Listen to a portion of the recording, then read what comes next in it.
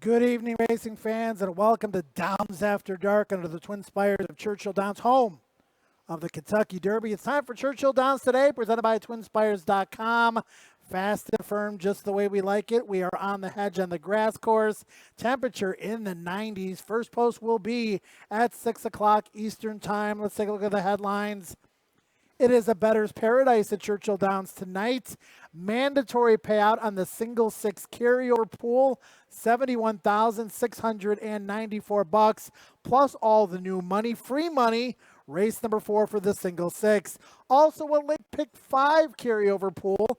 Races 7 through 11, $74,372. If you haven't started, get to handicapping. Trio of stakes races on the Downs After Dark Saturday program, the Exacta, the Jefferson Cup, and the Lucas Classic. Joe Christopher, Scott Shapiro's got 11 races on our agenda here this evening, calling it a bettor's paradise, and I don't think I'm exaggerating. Definitely not, Joe. Not only do we have the carryover, the mandatory payout, but we have challenging sequences, challenging races throughout. It was really hard to find a single today. Ricardo Santana Jr. with Ed DeRosa outside the jocks room as soon as he becomes available. In the meantime, let's take a look at the current jockey and trainer standings.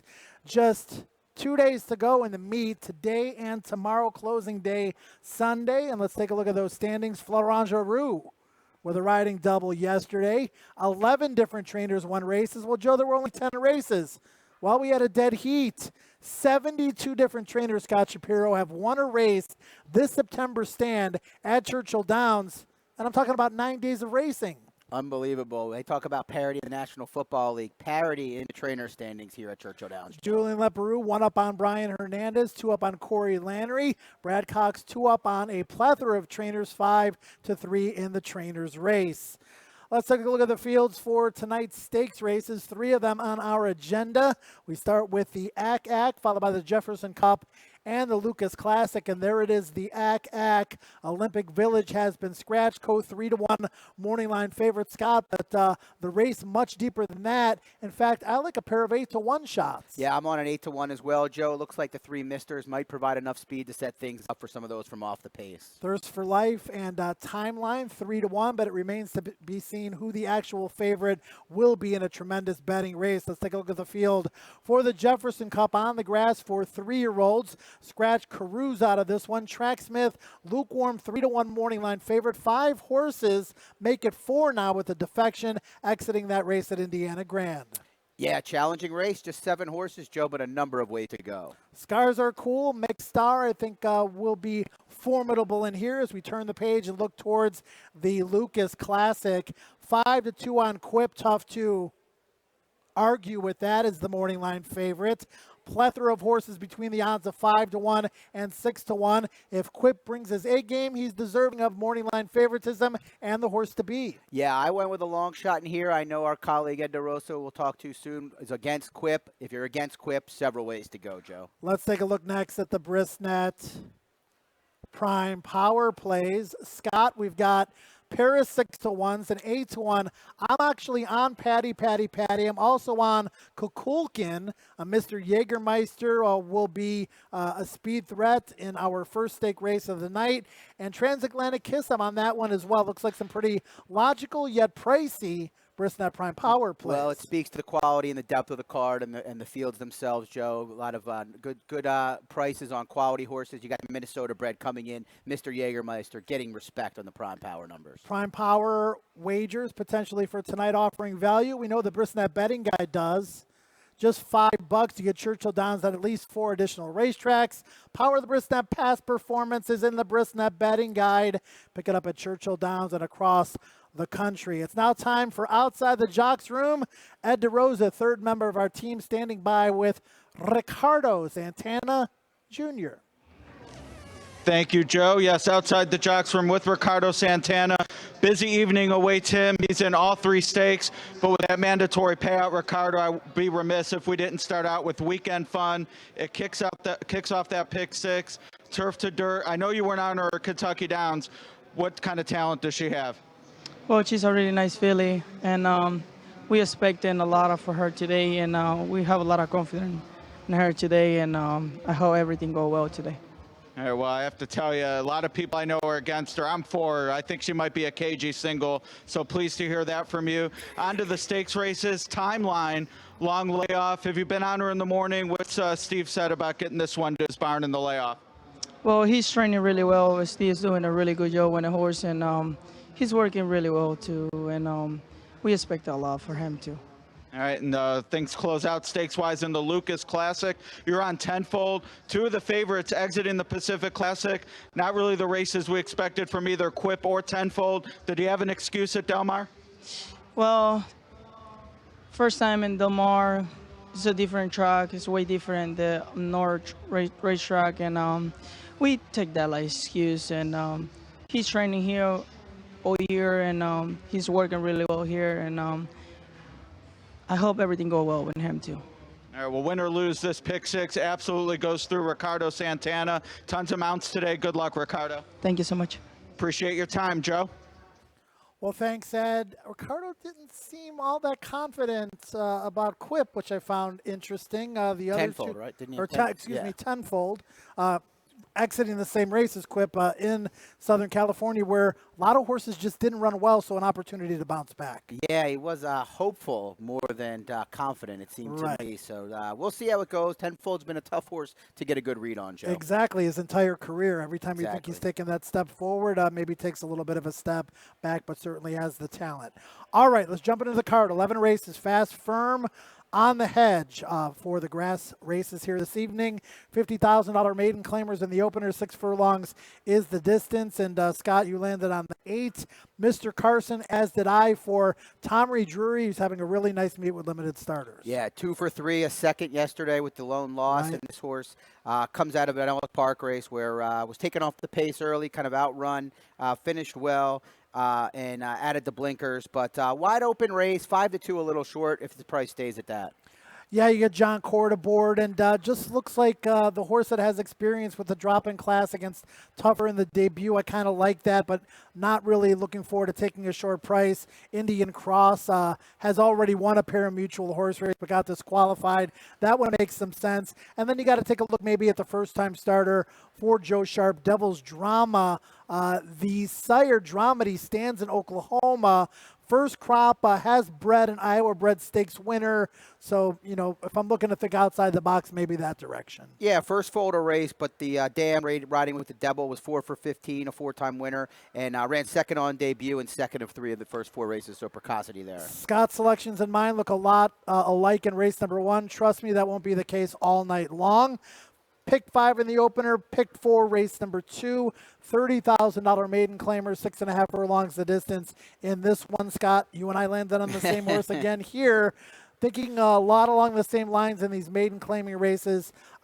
Davidic Line, am I saying that correctly? I think so, maybe Davidic, but Davidic? Yeah, we'll see. Brett Calhoun has had a limited amount of starters for him at this meet. This horse, though, 3 slow drills since the debut, but gets off the rail, moves to the outside. Definitely like that. I think this one's spotted realistically after trying better in the debut. But it's really the outside post and the experience that I like most about this And one. I'm on the same line as you. I mean, this is a homebred for Allied Racing of Chester Thomas, Mr. Money fame, Brett Calhoun, you mentioned, Line of David. Not one of those sires that people are jumping off bridges to try to breed to. This one seems like she has a little bit of ability and does fit well in this particular spot. Let's look at the third. Optional claiming 2 other than 6 furlongs is the distance in this contest. And before we dive deeper into it, Scott, I do have a better betting Exacta. We'll pop that graphic up here momentarily. I will say that you did land on the number 3 Transatlantic Kiss, as did I. In the better betting Exacta, I'm using Mojo Man and Transatlantic Kiss on top as we come up with this graphic now. And then I'm using the 6 and the 8 underneath with the 1 and the 3. Do share from off the pace, 7 Nation Army, who should get a great trip. Dollar Exacta partial wheel, 1 or 3 must win. If 1 or 3 wins, 1, 3, 6, or 8 must run second. $6 complete wager on a $1 Exacta investment. Again, better betting is all about maximizing your wagering dollar based on your budget and your opinion. All right, Transatlantic Kiss, Scott. The horse has never been better. Yeah, really in good form and has been freshened up for trainer Greg Foley. Has done some of his best work, his best work over this racetrack. 2 wins, 5 in the money finishes. I think that Transatlantic Kish and Dushare are the major players. Not telling anybody anything secret here, but I like the fact that Transatlantic Kish should get the jump over a racetrack he's had success over. Non-winner's a 2 for 30 back in May. He won that race. Really seemed to be a confidence boost. He is legitimate. He won the 2 other than back on May 30th for fun, and then he came back and ran that good second behind the long shot line judge in the Kelly's Landing. Like you said, rested and ready for a good special weight 7 furlongs in this one. Yesterday's results, we had a 34-1 in the first leg, Scott, but we also had a dead heat in race number 8. So in essence, there were 2 different winners. I kind of muddied things up a little bit. $8,500, and really the only tough one to get to was the horse in the first leg of the sequence. All these other horses, including the dead heat winners, were logical, and you got back $8,500. Yeah, good payout there, but the 34-1 was tough to get to for sure. But that's a spread race. Yeah, if you spread in the right race, and as you mentioned, race 8, the dead heat might have had a big say in keeping this jackpot going. All right, let's take a look at the carryover pool for tonight. $71,694, 20-cent minimum wager, 15% takeout, and a mandatory payoff. That means the pool from tonight, as we flip the page and take a look at the mandatory situation for today and tomorrow, that means that everybody that gets 6, Scott, is going to split in the carryover pool plus the new money. That's going to happen today with the big carryover. Is going to happen tomorrow with a one-day pool for closing day as well. Yeah, I love the fact that they moved it up one day here for the single 6, though, with this high-quality race card, stakes races included. Love it. And then Sunday, tomorrow, another crack at it. All right, let's take a look at the race, and then we're going to send it down to Ed DeRosa as you and he have both put together tickets. Maiden special weight event here, Scott. 7 furlongs is the distance. You landed on the 6 horse Impeccable Style. I think Impeccable Style and my top pick, Cleopatra's Charm, kind of interchangeable in this race. Yeah, they both come out of a September 1st Saratoga race where I was very impressed with the way the top 2 runners finished. Alondra, first-time starter for Shug McGahee. Slam Dunk, a horse for Rudolph Brissett that I believe was under 2-1 in that race. Those 2 ran very well. Impeccable Style for trainer Kenny McPeak, not known for having his runners cranked on first, asking 7 furlongs, difficult distance to win at, gets Lasix for this start. I really like Impeccable Style's chances in this, Joe. Yeah, the damn Careless Jewel on Cleopatra's Charm was a millionaire. She won the Grade 1 Alabama, just raced 7 times lifetime. So I like those horses with class that are lightly raced as broodmare prospects. So this one might be a good broodmare moving forward by Pioneer of the Nile. I think those 2 are interchangeable. But again, when you're constructing tickets, single 6, we got the late pick 5 a little bit later on. It's all about your budget. It's all about your opinion. It's all about your construction. Let's see if Ed DeRosa can check all 3 boxes. Ed, I know you're excited. I am very excited, Joe. Tremendous opportunity. Added money from yesterday, 15% takeout. And Scott, there were 4 winning tickets yesterday, but you're right. I suspect that there were probably only 2 winners because they doubled up. I can't imagine people were singling in that deep maiden race. But on to today, where multiple winners figure to share an embarrassment of riches. Hopefully I am one of those winners as we take a look at the way I am tackling this sequence. Scott and I both put together tickets.